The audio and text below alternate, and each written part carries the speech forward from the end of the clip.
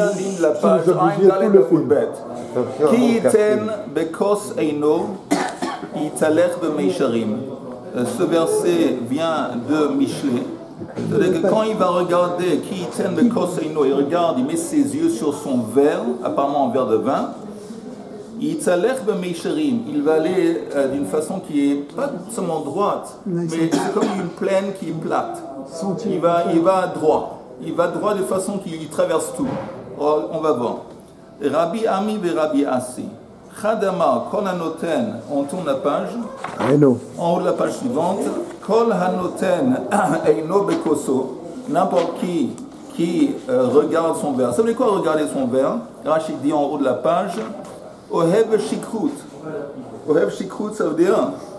Ohev Shikrut, ça veut dire qu'il aime boire. Non, il n'aime pas boire. Il aime se saouler. C'est pas pareil. Il aime boire beaucoup. Alors n'importe qui aime boire beaucoup, aime se saouler. Arayot kulan domot alav kamishor. Toutes les relations sexuelles, et même interdites, deviennent pour lui, il n'y a aucune distinction, il n'y a plus de distinction. Donc il va droit, comme s'il n'y avait pas de barrière, comme s'il n'y avait pas de distinction. Oler Meisharim, ça veut dire aller droit, sans prendre en compte les distinctions. Ça, c'est une explication. Donc quelqu'un qui se saoule, à force de boire tellement, il perd l'esprit de différenciation, de distinction entre les relations sexuelles qui sont permises et interdites. Le bon et le mauvais. Voilà. L'autre explication, Kol hanoten eino bekoso, Kol haolam kulo, domé alav kamishor. À force de se saouler, le monde entier devient pour lui, il n'y a plus de distinction. On parle de quoi? On parle des biens des autres, on parle de l'argent des autres. Il ne prête pas attention, il s'en fout, il prend de l'argent des autres, il profite des biens des autres. Et ça veut encore une fois. Gezer. Gezer. Je veux dire encore une fois, à force, qu'est-ce qu'on voit ici que boire, ça métachtesh et tevdelim. Ça supprime les distinctions. Les distinctions entre quoi? Entre des femmes, des relations permises et des relations interdites. Entre de l'argent qui t'appartient et de l'argent des autres. Les midas d'homme? Non. L'homme, il se comporte comme ça? Non, c'était surpris. Il dit, Shelcha Sheli, Sheli Sheli. D'accord. C'est différent. Mais de toute façon, c'est tout pour nous chez nous. Da'aga, on est encore une fois à la page Ain Het, troisième ligne, à la fin. Ain He. Ain He, merci. Ain He, troisième ligne du début. À la fin de la ligne, Da'aga belev ish yashchena. Ce verset, il vient de où? Il vient de Michelet. C'est quoi Da'aga belev ish? S'il y a des soucis, des da'agot dans le cœur de quelqu'un, yashchena, il faut le faire descendre. Comment il y a une autre expression française plus châtique? Non, le faire descendre, abaisser. Il faut l'abaisser. Alors on va voir maintenant deux façons d'abaisser. Quand il y a une tension qui est élevée, il faut l'abaisser. Ici aussi, quand il y a des soucis, il faut l'abaisser. Comment on fait? Rabbi Ami et Rabbi Assi, tous les deux vont suggérer une formule. Chadama Yisachena Midato. Yisachena Midato, ça veut dire quoi? Il enlève de ses pensées. Le souci, il doit se disconnecter. Voilà. Il doit arrêter de penser sur la chose qui l'embête. Ça, c'est une proposition. Vechadama Yasichena le Acherim. L'autre explication est parle de tes soucis, partage tes soucis avec les autres. Parle. C'est l'idée de base d'un psychologue. Psychologue, qu'est-ce qu'il fait en fin de compte? Il fait parler. Le fait quand on parle, on extériorise tout ce qu'on a en nous, et c'est très important. Très important. Et ça, c'est deux explications du verset. Deux explications du verset dans Mishlei. Da'aga belev ish yashrena. Il faut l'abaisser. Deux explications comment l'abaisser. Encore une fois, disconnecte-toi de tes soucis, n'en pense pas. Et l'autre, c'est parle de tes soucis avec les autres. Venachash afar lachmo. C'est dans Yeshia, on dit que le nachash, Afar lachmo, la poussière et sa nourriture. Depuis le Chet, Adam et Chava, il a été maudit qu'il va manger, mais Afar Aristochal, il va manger la poussière. Rabbi Ami ve Rabbi Asi, Chadamar afilu ochel kol ma'adane olam to'em behem atam afar. Une explication, c'est que même s'il mange tous les délices qui existent dans le monde, en fin de compte, lui, le seul goût qu'il a, c'est le goût de la poussière. Donc lui, il ne va pas profiter des délices, des goûts des délices différents. Pour lui, ça revient au même. Tout a le goût de afar, de la poussière. Ça, c'est une explication. V'chadamar ochel kol ma'adane olam. Afilu ochel kol ma'adane olam. Ein da'ato miyushevet alav ad shiochal afar. Même quand il mange tous les délices du monde, il n'est pas rassasié tant qu'il n'a pas mangé la poussière. Donc c'est ça, afar lachmo. Afar lachmo, qu'en fin de compte, ce qu'il a besoin pour vraiment la rassasier, c'est la poussière. Donne une chaise. Ok, Tanya. Ah ben c'est mieux là.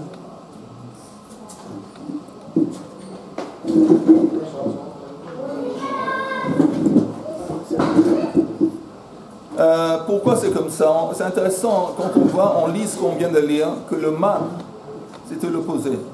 Le man, il goûtait le man, et il découvrait dans le goût du man n'importe quel goût qu'il voulait.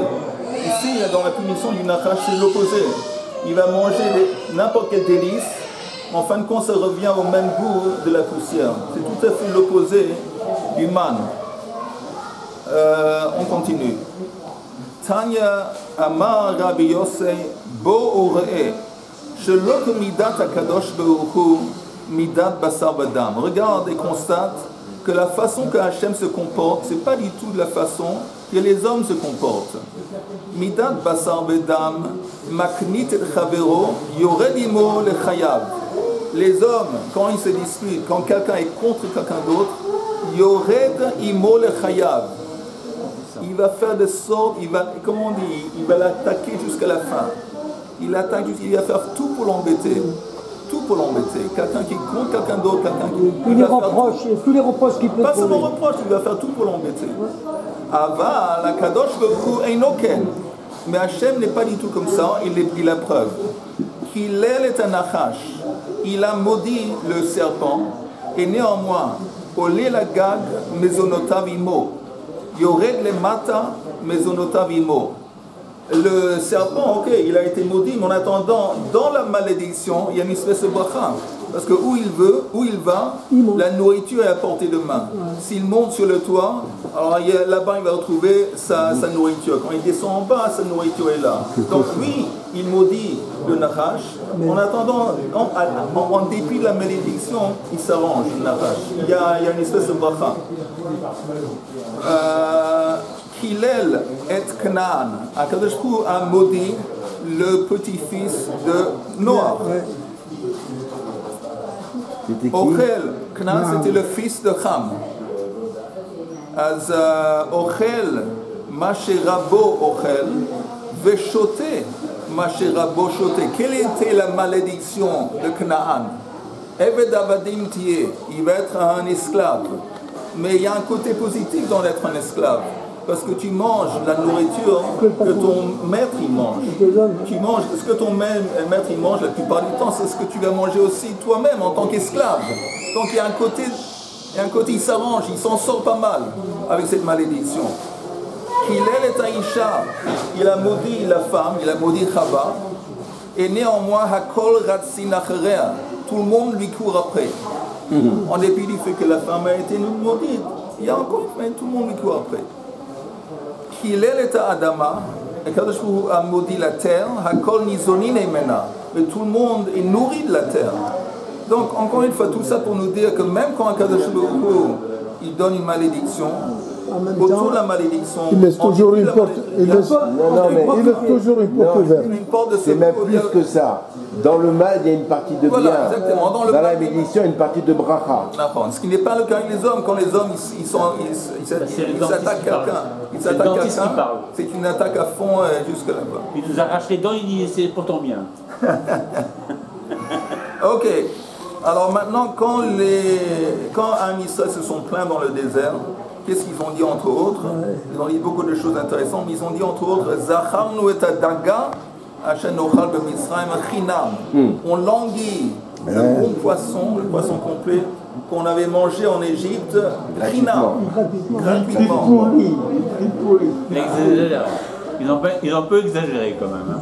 Rav Veshmuel, Chadamar Dagim. Alors lui, il dit quand le verset dit Dagim, on parle littéralement de poisson.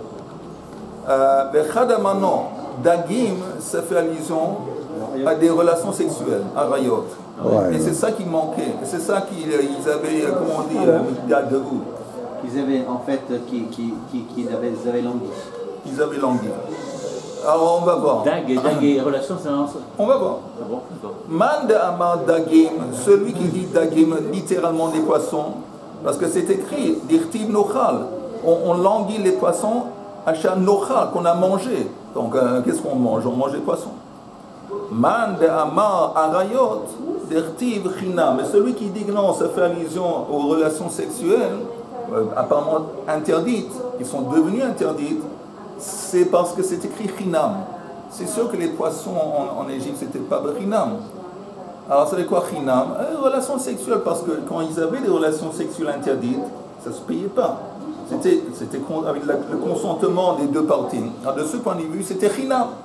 Donc, le mot Chinam, il s'applique plus facilement aux relations sexuelles interdites qu'aux poissons. Ou le mandamar arayot, mais celui qui dit qu'on parle de relations sexuelles interdites, active nochal. Il dit, ok, mais c'est écrit qu'on a mangé. Manger, c'est pas vraiment un terme qu'on associe à des relations sexuelles. Et la Gemara dit lishna ma'al yanakat. Lishna ma'al, c'est comme une façon de parler qui est châtiée, c'est pas une façon de faire allusion. C'est une allusion aux relations sexuelles. Dirtiv, comme c'est écrit dans Michelet, achla ou machata pia, va'amra lo palti aven. Là-bas, c'est écrit qu'une femme a mangé, elle s'est essuyée, elle a dit j'ai rien fait de mauvais. Quand elle dit elle s'essuie la bouche, on ne parle pas de la bouche par laquelle on mange, on parle d'un autre endroit. Mais on voit tout ça pour nous dire que quelquefois, en tant que, disons, expression poétique ou expression chose métaphorique, on utilise l'idée de manger dans le contexte de relations sexuelles. Ou le mandama dagim maïchinam, celui qui dit qu'on fait allusion au poisson, alors pourquoi c'est écrit gratuitement? Ça veut dire quoi? Ils mangeaient des poissons gratuitement. On savait que c'était des esclaves qui mangeaient un peu de matzah qui était sec et sèche. Apparemment, les Juifs, ils trouvaient en Égypte, ils trouvaient des poissons gratuitement du hefker. Hefker, abandonné. Ça traînait abandonné. Alors, ça veut dire quoi? De Amar Mar, Shehayu Israël, Paritzei, pardon. Shayu Israël Shoavin Maim, Akadosh Baruch Hu mazmin lehem betoch hamayim dagim ktanim bekadehen. Apparemment, il y a un midrash qui dit que quand les esclaves en Égypte puisaient de l'eau dans les puits, dans l'eau qu'ils puisaient, il y avait des petits poissons. Akadosh Baruch Hu a fait en sorte qu'ils allaient rentrer dans le truc, dans le seau. La Gemara dit Bishlam aleman de Amar Dagim. Je comprends selon l'opinion qui dit qu'on parle de poisson littéralement. Aval arayot l'eau. Et on ne parle pas de relations sexuelles interdites. Ça veut dire l'eau pritse behu. Ça veut dire qu'ils n'avaient pas transgressé l'interdit de relations sexuelles. Ils n'étaient pas fautifs de ce point de vue, du point de vue de relations sexuelles en Égypte. Et pourquoi ça marche? Parce qu'il y a un verset qui dit en Shir HaShirim, Aïnou de Katav Gan Naoul Achoti Kala, que ma soeur, ma bien-aimée, tu es comme un jardin fermé. Un jardin fermé, ça veut dire comme une femme ou vierge, une femme qui s'est limitée à son mari. Ça veut dire, c'est une allusion au fait que Am Israël n'ont pas transgressé des transgressions sexuelles. Alors, donc, voilà. Am Israël, il est considéré comme un petit jardin fermé. Fermé. Mais ça veut dire qu'ils n'ont pas transgressé des relations sexuelles. Ella leman de amar arayot. Mais selon celui qui dit qu'on fait allusion ici quand on parle de manger des poissons, de relations sexuelles interdites, et c'est à ça qu'ils languissent, c'est de ça qu'ils languissent. Maï, comment tu vas comprendre le Shirachirim qui dit Ma'yan Khatoum, c'est comme une source qui est refermée. Encore une fois, c'est la même idée. Hein. Comment tu comprends ça? Mehanach de Asirin lo pritsebehu. Ça veut dire, vous entendez, les Juifs en Égypte, ils étaient soumis aux lois de Noach, Bnei Noach. Maintenant, les relations interdites, en gros, pour un Ben Noach, il n'y en a pas beaucoup. Il y a sa fille, il y a sa sœur, il y a sa mère, et il y a la femme de son père. C'est du mot. Oui, si son père s'est divorcé ou quelque chose, ou si son père il s'est remarié, donc la femme de son père, aussi il a plusieurs femmes. La femme, sa femme, pardon, sa mère, sa sœur, sa fille, un homme, une femme mariée et un animal. Et c'est tout. Et une belle-mère. Non. Non, pour un Ben Noach, apparemment, c'est pas. Oui. Maintenant, quand les Juifs ils sont sortis d'Égypte, on leur a donné plus d'interdits. Aussi dans le contexte des relations sexuelles, la darayot. Et c'est à ça, beaucoup, oui. Alors, à ça, ils languissaient. À ça qu'on dit qu'un mitgagéim, on languissait à ce qu'on pouvait avoir gratuitement, c'était vis-à-vis, encore une fois, vis-à-vis des relations sexuelles interdites à l'époque, ils étaient un gan naoul. Ils faisaient attention de ne pas transgresser. Mais les autres choses, comme les Bnei Noach, eux aussi se comportaient comme les Bnei Noach. Ils avaient des relations sexuelles qui sont devenues interdites plus tard, mais dans le temps de l'Égypte, c'était comme ça. Ok, Bishlama. Le man de Amar Arayot. Je comprends selon l'explication qui dit qu'on parle de relations sexuelles. Haïnu d'Echtiv, Vayishma Moshe et Ta'am, Bochel Mishpechotav. C'est écrit que Moshe a entendu le peuple qui pleurait par famille. C'est quoi cette expression qui pleurait par famille? Qui Bochel Mishpechotav. Et c'est une allusion à quoi? Al Iskei Mishpechotav. C'est aux relations familiales. Et encore une fois, il pleurait pour le fait qu'il y avait dorénavant des relations sexuelles dans la famille qui sont devenues interdites. Donc, oui. Donc ça va ensemble avec l'idée qu'ils languissaient les relations sexuelles qui leur a été permises auparavant. Et maintenant, dorénavant, c'est interdit. Parce que c'est une autre preuve. En Égypte. Pardon? Ce qui leur a interdit. Ils étaient en Égypte. Oui. Ils étaient esclaves. Mais apparemment. Qu'est-ce qu'on interdit à un esclave? Non, parce que les gens. C'est bien ce que tu dis, parce qu'on dit un esclave, il risque de vivre comme un hefkirut. Mais néanmoins, ça c'est comme on dit, Gam Naoul. Ils ont été makpid. Ils ont prêté attention que les chokei Bnei Noach, ils ont gardé. Les interdits de Bnei Noach, ils ont respecté. Les autres relations sexuelles qui sont devenues plus tard interdites, alors ça, ils se sont laissés, selon cette opinion, ils en ont profité. Alors, ça, encore une fois, Bochel et Mishpechotav, c'est fait une allusion à l'Iskei. C'est-à-dire qu'ils ont transgressé. Ils ont transgressé. Oui, non, c'est pas une transgression, parce que quand ils étaient par rapport à l'époque, nouveau statut, ils ont transgressé. Non, parce qu'en Égypte, c'était permis. Ah non, en Égypte, c'était permis à fond. C'est une nouvelle loi, il reste non, une fois qu'ils sont sortis d'Égypte, c'est pour ça qu'ils pleuraient. Dorénavant, maintenant, c'est interdit. C'est interdit maintenant. Mais ils l'ont fait. Non, mais non, c'était permis. Et c'est pour ça qu'ils pleuraient. Ils l'ont fait quand c'était permis. Ils voulaient le faire comme ils le faisaient avant. Et ils ne pouvaient plus à cause de la Torah. Et ça les embêtait. Il faut voir le contexte. Oui. Ils n'étaient pas, Vadim, ils n'étaient pas esclaves. Ils étaient dans un contexte particulier. Ils étaient dépendants, dans un milieu où c'est. Je vais te dire, c'était des esclaves, attends, Richard, tu dois faire. Ils étaient esclaves. Oh! Tu dois faire très attention à la maladie française. Ils ont un tel amour des mots et de parler d'une façon que, à force de parler des mots, ils oublient les choses de base. Ils étaient des esclaves. Ils n'étaient pas dans un contexte particulier où... non, ils étaient des esclaves. Non, ils étaient dans un club net. Pas tout le temps. Avadim Aïnou. Seulement 170. Avadim Aïnou Ben Mitzrayim. Au début, il n'était pas, évidemment. Et la Haggadah, qu'est-ce qu'elle dit la Haggadah? Avadim Aïnou Ben Mitzrayim. C'est net et clair. Mais on a donné deux définitions d'Avadim. Rabbi, je suis d'accord avec toi. Ok,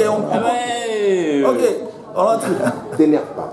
en attendant, Bochel et Mishpochotav, Aliskei Mishpochotav Shenesru Lahem Lishka Betzlam. Mais le man d'Amad Dagim, selon l'opinion qui dit qu'il ne languissait pas les relations sexuelles, il languissait les poissons. Alors, qu'est-ce que ça veut dire qu'il pleurait par famille? Mai Bochel et Mishpochotav, Haveha Havai. On dit que non. Quand c'était aussi bien ça que l'autre. Il languissait aussi bien les poissons que aussi les gammes de gamme.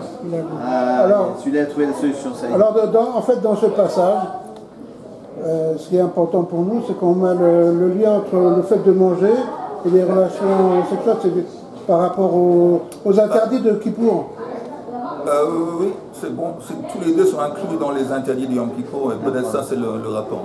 D'ailleurs, à Rosh Hashanah, dans les brachot, il y a une bracha qui dit tu fructifieras comme les dagim. Ah ben oui, on va en parler tout de suite, mais très bien, exactement. Mais là, c'est pas qu'il fructifie, c'est qu'il mange. Et Akishuim, entre autres, ils ont langui pas seulement les poissons, ils ont langui aussi d'autres choses. Les oignons. Veta batichim, veta shumim, veta aussi l'ail, les courgettes, c'est quoi batichim? Les pastèques. Et les batsal les aussi. oignons Et la tafina de ma mère. Les cacahuètes. Rabbi Ami et Rabbi Asi, Chadamar, Ta'am kol aminin, ta'amu b'man. Ils pouvaient, on avait dit avant, quand ils mangeaient le man, ils retrouvaient le goût de n'importe quelle espèce de nourriture. Ta'am, chameshet aminim halalu, lo ta'amu bo. À part le goût de ces 5 aliments, de ces 5 nourritures, ça ils ne pouvaient pas goûter dans le man. Et regardez le Rashi. Halal ou lo ta'amu. Halal ou lo ta'amu, c'est quelque part ici. Shehen kashin le ubarot ou menikot. Parce que c'est des choses, ces 5 nourritures nuisent à une femme ou enceinte ou qui vient d'accoucher. Apparemment, c'est des choses qui nuisent. Kishuim, batsar, shum, je ne sais pas si c'est. Mais, hein? Choum. L'ail, les oignons, Le pastèques. gynécologue va nous raconter. Je sais pas. Mais ça, ce que Rashi dit, que d'Amrin en Bessifré, c'est pas, il rapporte les sages. Machal, Omer liisha lo tochli batsal mipnei atinok. Par exemple, on va lui dire ne mange pas des oignons pour ton bébé. Mais l'idée, si c'est scientifiquement exactement correct aujourd'hui, c'est moins important. Non, ça fait peut-être tourner le lait de la mère qui allait l'enfant. Peut-être. Mais l'idée, Ça fait pleurer les oignons. l'idée de base, c'est qu'on voit que dans la Torah et dans un mode de vie juif, Akadosh Baruch Hu veut surtout qu'on va ça va, René, on va se multiplier, on va avoir des enfants. Donc on voit que oui, on pouvait goûter n'importe quel goût et retrouver n'importe quel goût dans le man, mais pas des goûts qui risquent de nuire ni à la grossesse, ni au bébé, Ni à la santé. Tout ce qui fait, on voit à quel point c'est important, tout ce concept de mishpacha. Et alors, ils ont regretté ces 5... Oui, ils ont regretté. Ils sont en train de regretter. Ils pleurnichaient à droite à gauche. Il va même retourner en Égypte. Étant donné que chacun trouvait dans le mal ce qu'il voulait. Oui, à part ces 5 choses. C'est pas le mal qui va pécher. C'est la personne qui a mangé qui conserve tout ce qui pense. Non, même s'il voulait, apparemment, disons, il pensait à un steak frites. On parle de la femme qui attend. Oui. Il dit.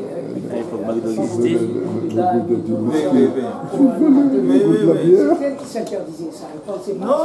Non, même un homme qui a envie d'un truc remonté, il veut un truc avec de l'ail, il a un truc avec de l'oignon. Il pouvait pas, ça il pouvait pas. Steak frites, oui. Et croissant, oui. Et gâteau à la crème chantilly, oui. Mais un café, oignon et compagnie, non. On continue.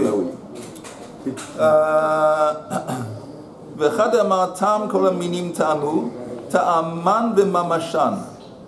y a une autre opinion qui dit qu'on pouvait retrouver pas seulement le goût de chaque espèce de nourriture, mais aussi la texture. Mais ces 5 choses en particulier, on pouvait seulement recouvrir le goût, mais pas la texture. Ok, maintenant c'est écrit Haman que Zera Gad Lavan. Une des descriptions du man dans la Torah, que Zera Gad Lavan. Amar Rabbi Asi Agol que Gida, on dit Gad, Gida, Lavan que Marguerite. C'était blanc comme une perle et c'était rond comme une Gida. Gida, Rachidim. Rachidi, des graines de coriandre. Oui, c'est plus tard dans la Gemara qu'on va en parler. C'est pas un radis. Zéro, de toute façon. Garin shel oui, tu as raison, Moshe. Al Yanderi. Ça, c'est Guida. Al Yanderi, ok. C'est pas un radis? Non, c'est pas un radis. Non, parce que les radis sont inclus plus ou moins avec les oignons et les. l'ail. Non, le radis, il est. Ok. C'est rarif. Les radis. Ça arrive. Ah, peut-être. 20 heures des fois, ça arrive. Gad, chez Domé les Zerapishtan, Gad, c'est quelque chose qui ressemble à un grain de lin. Je l'ai pas là. Et Givoline, un grain de lin dans les épis. Et Acherim omrim Gad chez Domé le Haggadah, que Gad ça ressemble à la Gada qu'on apprend dans la Gemara, chez Moshechet libosh ladam kamaim. La Gala, ce qui caractérise la Gada, que ça attire les gens. Même des gens qui n'aiment pas apprendre la Gemara à cause du côté technique. C'est lourd, c'est technique, c'est casse-tête, mais la Gada, ça plaît à tout le monde. Parce que ça ne demande pas un effort cérébral, c'est des histoires, chacun comprend à son niveau. Ça plaît, c'est sympa et ça plaît. Oui. Alors, ce qui est intéressant, que le man est comparé de deux choses. Un grain de lin ou de pishtan. Et ça, c'est vraiment un truc qui est très nourrissant. Ça, c'est le côté nourrissant. Mais l'autre côté, c'est pas seulement nourrissant, c'était aussi apparemment attirant comme la Gada. Vous savez, ces deux aspects mélangés ensemble. Tanya Yidach, Gad, le mot Gad, on retrouve dans le mot Gad le mot Magid. Magid, c'est rapporter. Ah, ça veut dire quoi? Comment le man il est rapporté? Chez Magid lahem l'Israël, Ei ben Tisha la Rishon, Ei ben Shiva la Achron. On pouvait distinguer par exemple une femme ou une veuve qui s'est très vite remariée. Elle a eu un enfant après 7 mois. Est-ce que l'enfant qu'elle a eu après 7 mois, c'est l'enfant après 9 mois du premier mari, du divorcé, ou un enfant qui est né après 7 mois avec le deuxième mari? Ça dépend à combien. Alors, ça dépend. Alors, qu'est-ce qui se passait? Le man, ça, c'était la solution. Parce que c'est écrit Omer la Gulgolet. Il y avait une portion de man par tête pour chaque personne.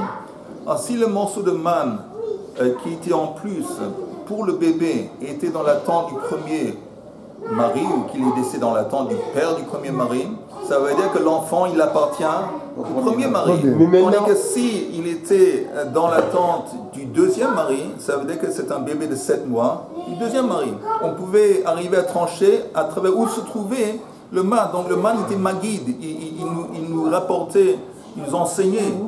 Mais maintenant, avec l'échographie, Richard, il va pouvoir nous... Oui, c'est ça. Laisse Richard tranquille. Maintenant, il y a un autre. Pourquoi on dit que le man, pourquoi le man était blanc? Chez Malbin Avonotehen chez Israël.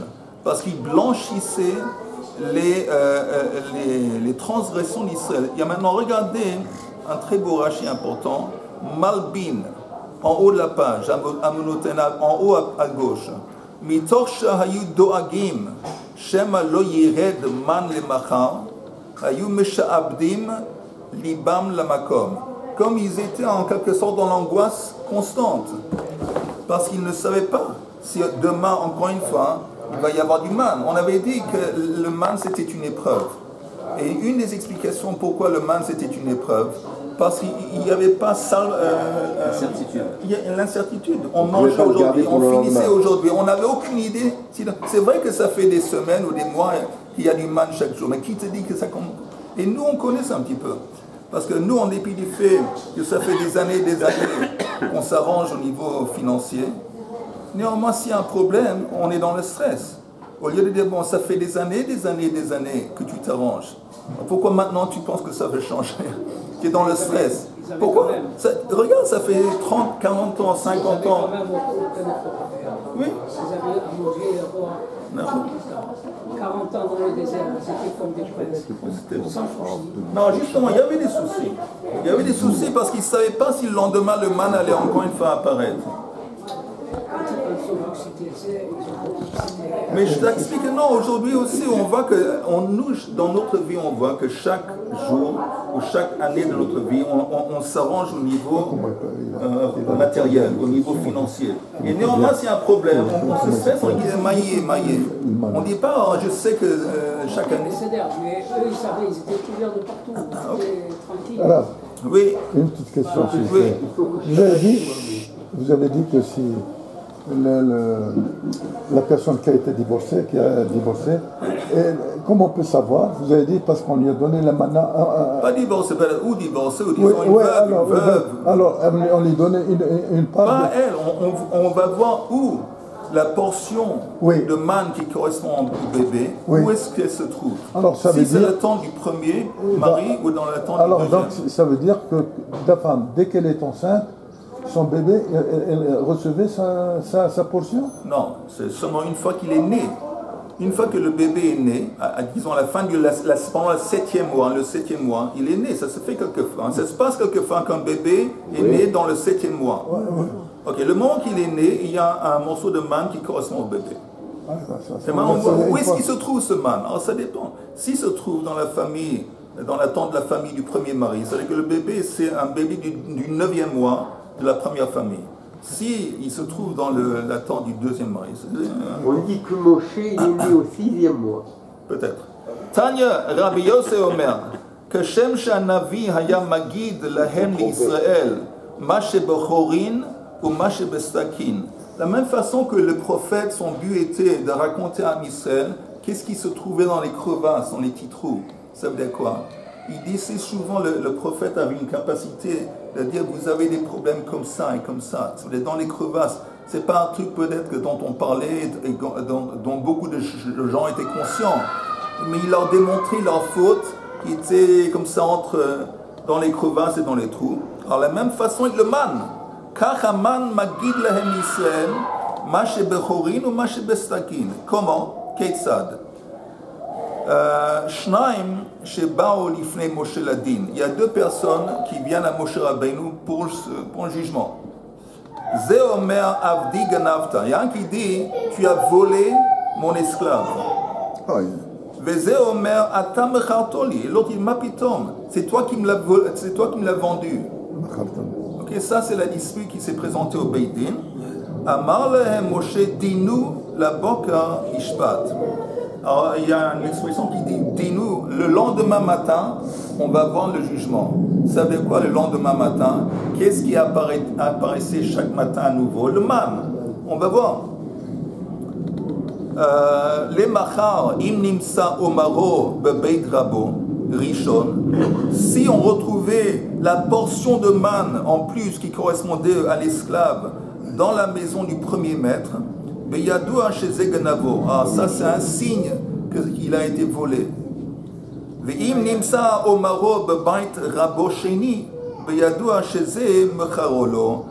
on le trouve dans la maison du deuxième, ça veut dire que c'est le premier qui en effet a vendu son esclave au deuxième. Et dans le désert, les gens ils avaient des esclaves comme ça qu'ils vendaient Il y a quelque chose qui est... Attends, oui, je m'excuse. Attends, oui, il y avait des esclaves parce qu'il y avait des guerres. Et par exemple, on en parle dans la paracha, les Midianim, les choses, il y avait des esclaves. Il y a quelque chose qui est incompréhensible. En tout cas, moi, je comprends. Vas-y. C'est marqué dans la Torah que les Israël sortaient dehors pour ramasser le mal. Oui. En fonction de ce qui est de leurs besoins. Oui. Et là, on nous parle de le man, il se trouve dans la maison. Oui. Non, le bébé ne peut pas marcher. Vas-y, le bébé. Devant la maison. Le bébé qui ne peut pas marcher. Le man, il te dit que le man, il se trouve dans la maison. Okay. C'est très bien ce qu'elle dit. C'est une bonne Il chose. pose des questions comme Richard. C'est fou ça. Non, le man, on a cherché. Il se trouve à l'extérieur, il ne se trouve pas dans la maison. Ce que Ellie demande, c'est une bonne question. Ça veut dire que c'est une bonne question. Non, la réponse, elle est facile. Il la met à la même. Ne te... Non, je dis, c'est pas... Alors, je t'explique. Quand une personne il cherchait son man, la Torah dit qu'il y avait homme la gougolet. Il va en fin de compte cueillir du man, il ne va pas peser son man, il ne va pas mesurer son man. Il trouve du man, il comprend que ça c'est le man qui lui revient. Voilà. Alors il prend ça à la maison, il distribue ça aux membres de sa famille, il voit que c'est boule. S'il y a exactement un homer les gougolet pour chaque personne. Maintenant, par exemple dans ce cas, le type il rentre, il donne à tout le monde, il voit qu'il y a une portion en plus. Et apparemment, cette portion en plus, ça correspond, disons, au bébé, ça correspond peut-être à l'esclave. Et là, on comprend, à travers le man, on arrive à trancher, savoir des disputes comme ça. Ça nous a aidé, ça a aidé Moshe à trancher, à comprendre. Je pense que Veto, ça veut dire la famille, en fait. Non, parce que c'était non. Ah, oui, c'était pour la famille, non, je m'excuse. Homer les Gulgolet, c'est écrit. Ça veut dire qu'il y a une quantité de romains pour chacun, oui. Par tête. Mais la personne qui sortait, ils ont le père de famille. Il prenait comment on dit, le grossiste, il prenait en gros. Il prenait une quantité qui correspond à toute la famille, comme tu dis. Après. Oui, mais c'est automatique, ça. Encore un petit peu, une minute.